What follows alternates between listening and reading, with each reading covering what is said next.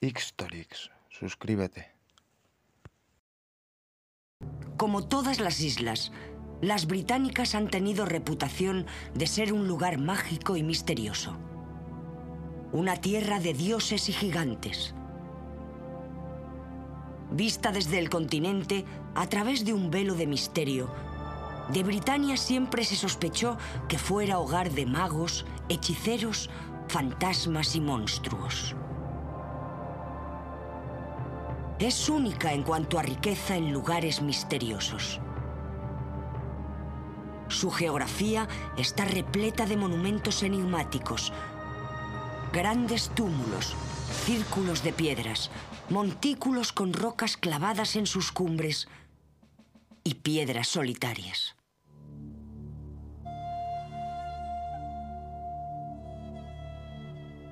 En estos lugares todavía quedan reminiscencias que nos hablan de poderes invisibles.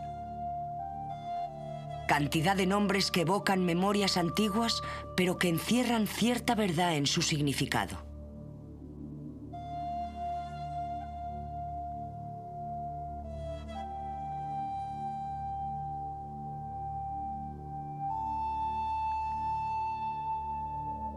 El tramposo ciego.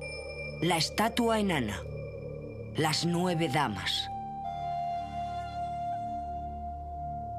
A menudo estos parajes están asociados a tradiciones que se remontan más allá de la historia. Testigos mudos de un pasado lejano y olvidado.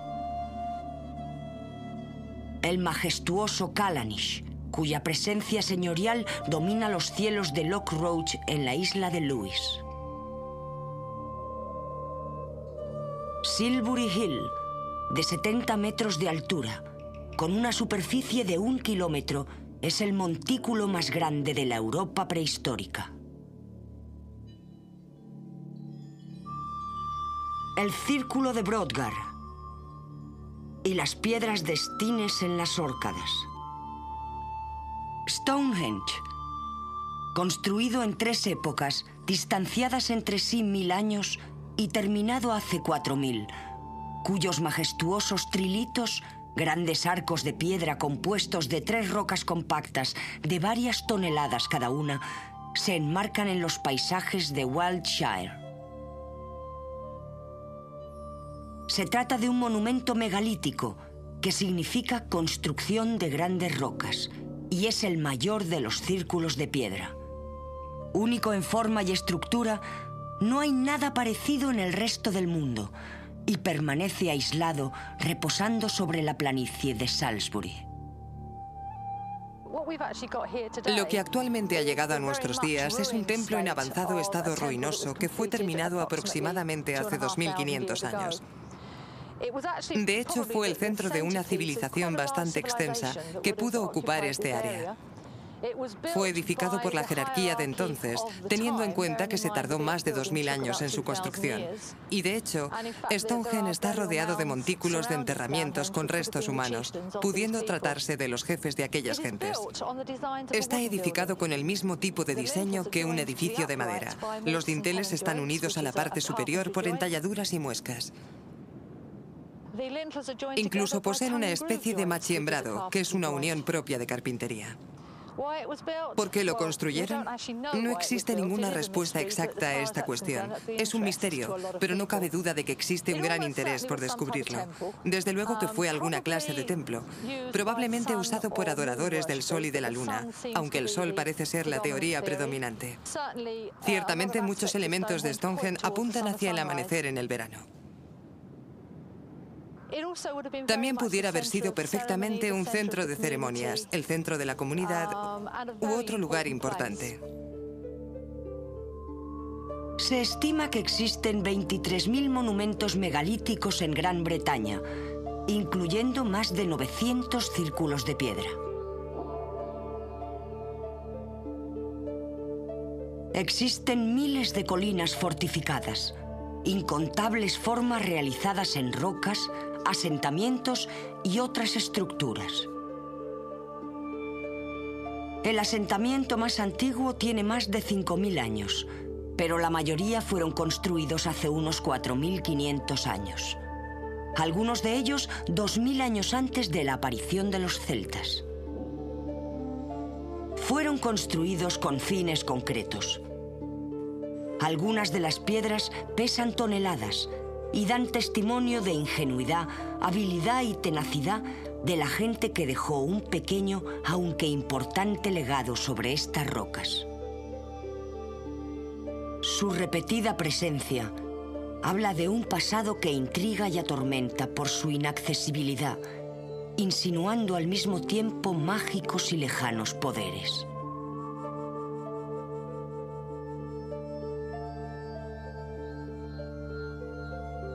La calma de estos monumentos ha excitado la imaginación de eruditos y lunáticos, intentando todos ellos responder a la misma pregunta.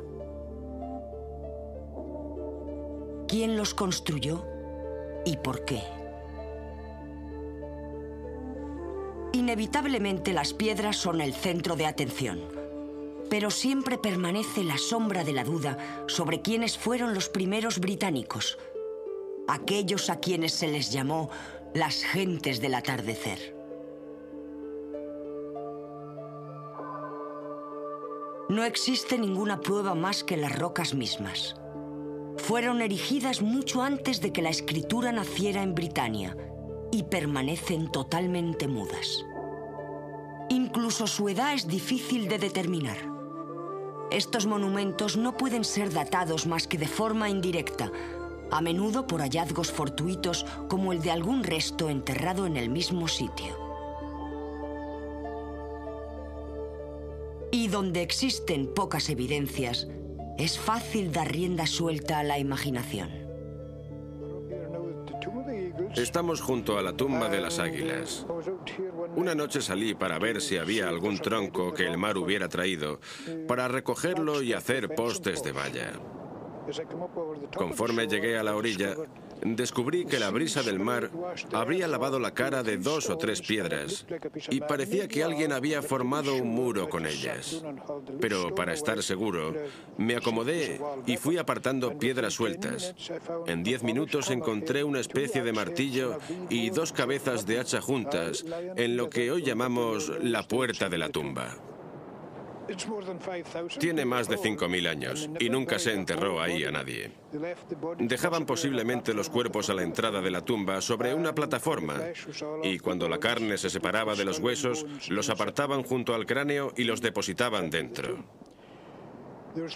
Había más de 340 cuerpos dentro de la tumba, pero ninguno de ellos completo.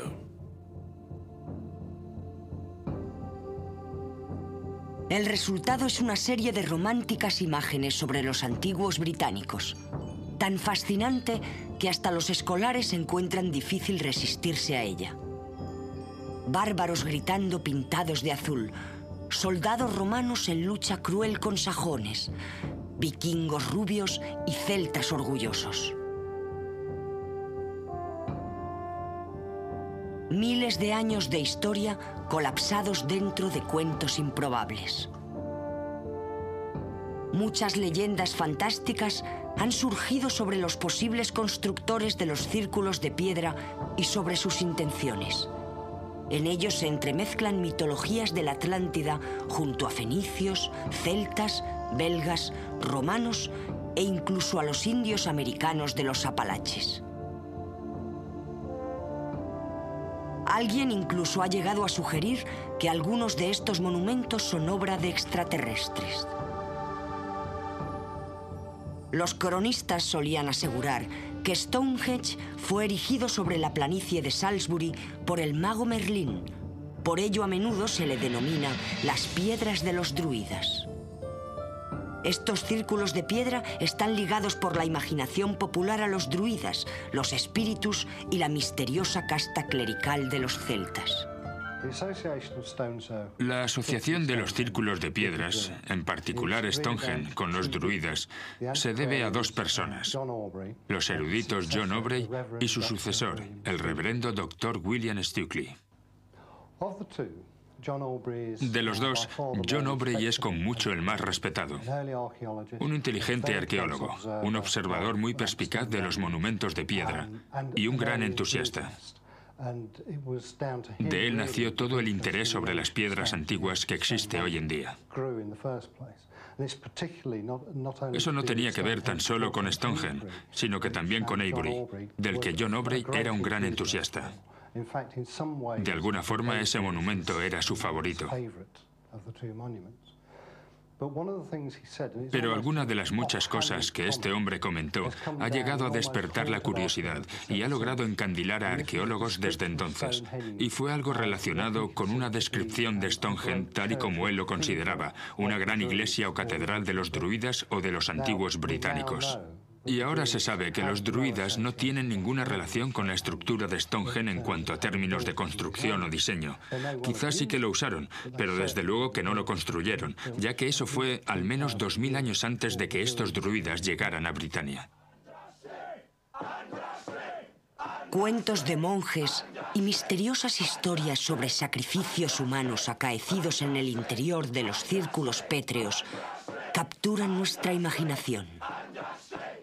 Y la evocadora atmósfera de estos lugares nos induce a creer que algo de esto fue cierto. Por otra parte, el reverendo Dr. William Stukeley ofrece proposiciones totalmente diferentes. Poseía una peculiar mezcla de teorías, aunque bastante típicas de los historiadores del siglo XVIII. Fue un muy buen historiador, un gran arqueólogo y muy sistemático en sus aproximaciones. Aunque al mismo tiempo era un romántico empedernido y un gran entusiasta de las cosas relacionadas con los druidas. Gracias a ello, Stukeley posee detalles sensacionalistas de sacrificios sangrientos y oscuros que tuvieron lugar en Stonehenge. Y Stukeley mismo llegó a describir la forma exacta de las ceremonias que los druidas llevaron a cabo en Stonehenge. Por supuesto, tenemos a las víctimas obligadas esperando a ser sacrificadas sobre el altar, y eso no tiene ninguna base. Pero desafortunadamente la imaginación popular está mucho más excitada por los macabros detalles que Stukeley nos dejó que por las sobrias reflexiones de arqueólogos serios, que son bastante más insulsas. Es difícil saber si los druidas están relacionados de alguna forma con la tradición. Quizás sí que usaron las rocas y círculos, pero seguro que no las construyeron.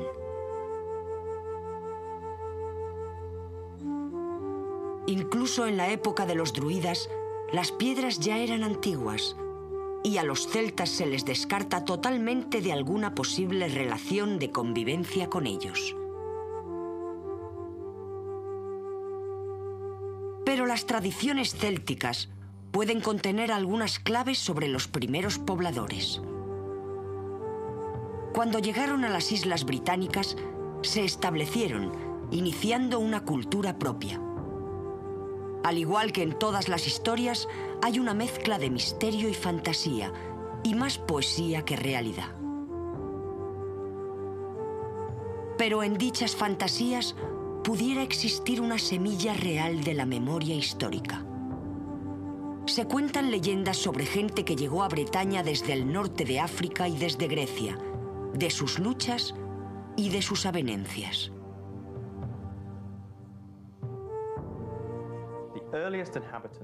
Los primeros habitantes de Gran Bretaña están de alguna forma rodeados de misterio.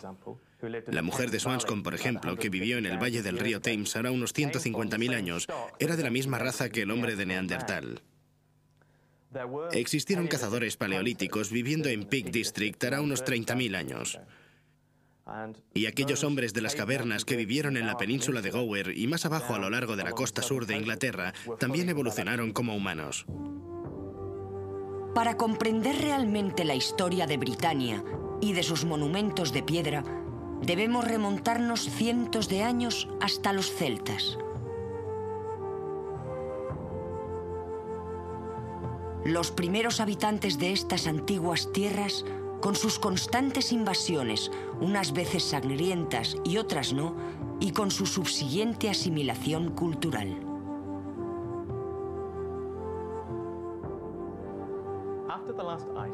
Tras el último deshielo, allá por el año 8300 a.C., el clima a lo largo de la totalidad del norte de Europa pasó a ser mucho más cálido. Este cambio provocó la aparición de bosques extensos y aumentó la caza, en su mayoría cerdos salvajes, ciervos, renos, animales inexistentes anteriormente en la zona. La expansión de estas nuevas fuentes de alimentación supuso a los cazadores que poblaban la deshabitada Britania no tener que desplazarse muy lejos para obtener sus alimentos. La ocupación de Bretaña comenzó al final de la última era glaciar. Puede que anteriormente existieran habitantes en esta tierra, pero el hielo hizo desaparecer la mayoría de sus huellas. Hace unos 30.000 años comenzaron a llegar en pequeños grupos a través de la tierra que todavía unía Britania y la Europa continental. Llegaron a lo que hoy en día es Inglaterra y el sur de Gales, mientras que Escocia e Irlanda permanecían aún bajo el hielo. Hay evidencia de la existencia de renos, rinocerontes lanudos y mamuts. Eran moradores nómadas de las cavernas que dejaron tras ellos pequeños artilugios, herramientas hechas de hueso y algún que otro ornamento. Tuvieron que desplazarse por los últimos avances del hielo, pero no parece posible que fueran de ninguna forma habitantes sedentarios. Más bien se movían libremente entre Britania y el continente en busca de alimentos, asentándose de forma temporal. Se ha estimado que la población media durante la época invernal de Britania era de tan solo 250 habitantes y que miles de años antes Britania estaba deshabitada.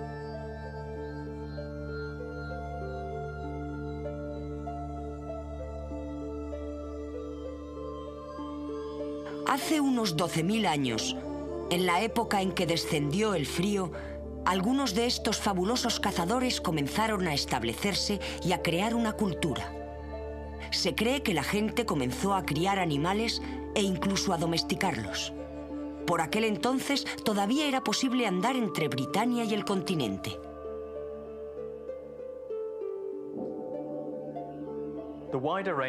Una variedad más amplia de recursos alimenticios hizo que el cazador no tuviera que desplazarse lejos para conseguir comida.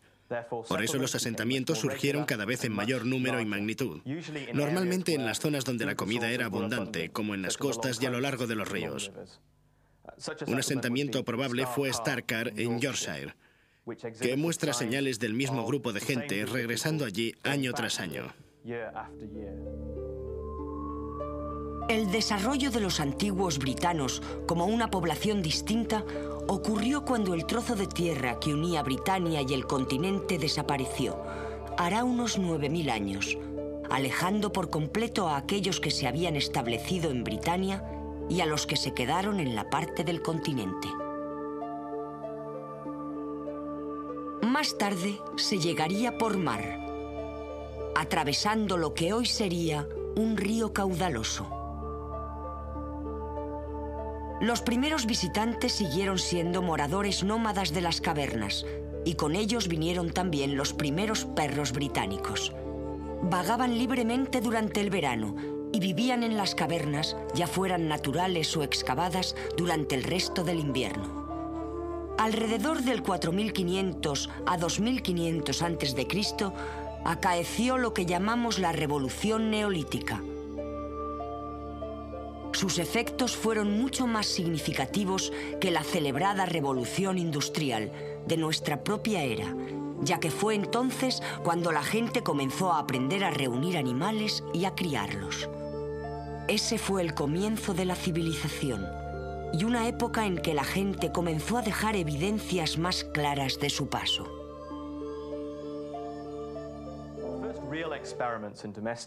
Los primeros experimentos reales de la agricultura doméstica fueron realizados en el este hará unos 10.000 años. Por el cuarto milenio antes de Cristo, las técnicas agrícolas comenzaron a alcanzar la Gran Bretaña. Estos granjeros neolíticos trajeron con ellos ganado domesticado y técnicas de regadío, y la gente empezó a limpiar los vastos bosques que anteriormente les habían mantenido. Aprendieron a cosechar y a domesticar a los animales, y en vez de tener que cazar o buscar alimentos, dispusieron más fácilmente de ellos. Desarrollaron técnicas de regadío, arados y otras herramientas de trabajo. Unos 3000 años antes de Cristo, oleadas de granjeros cruzaron el ancho mar. Entre ellos se encontraban gentes que más tarde jugarían un importante papel como parte de la historia en los enigmáticos monumentos erigidos a lo largo de la vasta Gran Bretaña. Esta gente pacífica y seminómada pastoreaba y cultivaba el trigo. La cría del ganado pareció ser su principal actividad, principalmente compuesto de ovejas, cabras y cerdos. También tenían perros, parecidos a los fox terriers actuales. El sacrificio de los animales se realizaba durante el otoño, debido a la dificultad de mantener al ganado con vida durante el duro invierno. Las praderas fueron reemplazándose por grandes cercados circulares. Consistían en altos terraplenes de tierra que rodeaban profundos fosos con un área central plana. Donde mejor se puede observar es en Avebury, cerca de Marlborough, en Wiltshire.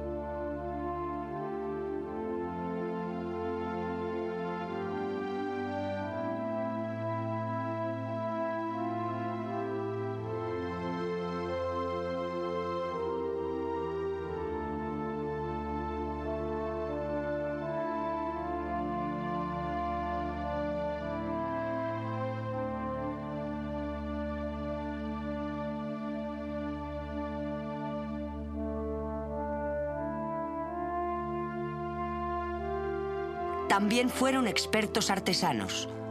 Nos dejaron abundantes reliquias, puntas de flecha, hachas, herramientas para trabajar la madera, afilados cuchillos y rastrillos para cuartear la piel, piezas para moler el grano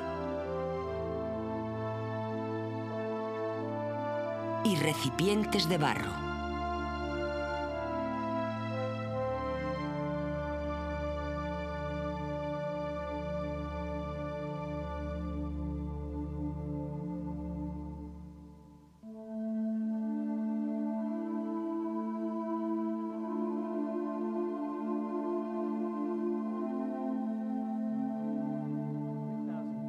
En el año 3000 a.C., la productividad agrícola había aumentado considerablemente debido al mejor uso de las técnicas de arado. Dichas técnicas conllevaban una gran cantidad de herramientas, y esas herramientas conllevaban una inmensa cantidad de materiales, así que un cierto comercio creció entre aquellas zonas que estaban necesitadas. Una de esas zonas con recursos propios de materiales fue la de las cuevas de Grimes, en Norfolk, donde se encontraron más de 360 pozos y galerías dedicados a la minería. Los materiales se comercializaban en una extensa área. Se han encontrado muestras en Cornwall y también en la Bretaña francesa, así que podemos asegurar que las rutas de comercio se desarrollaron ampliamente durante esta era. El misterio de la muerte es el manantial de toda religión. Y respetarlo es considerado como prueba de desarrollo cultural.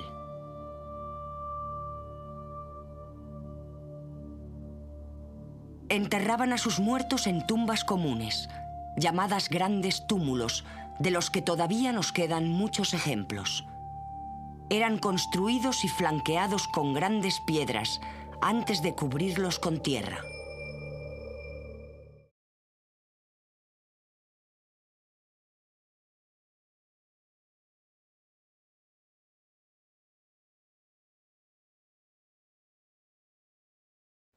Xtorix, suscríbete.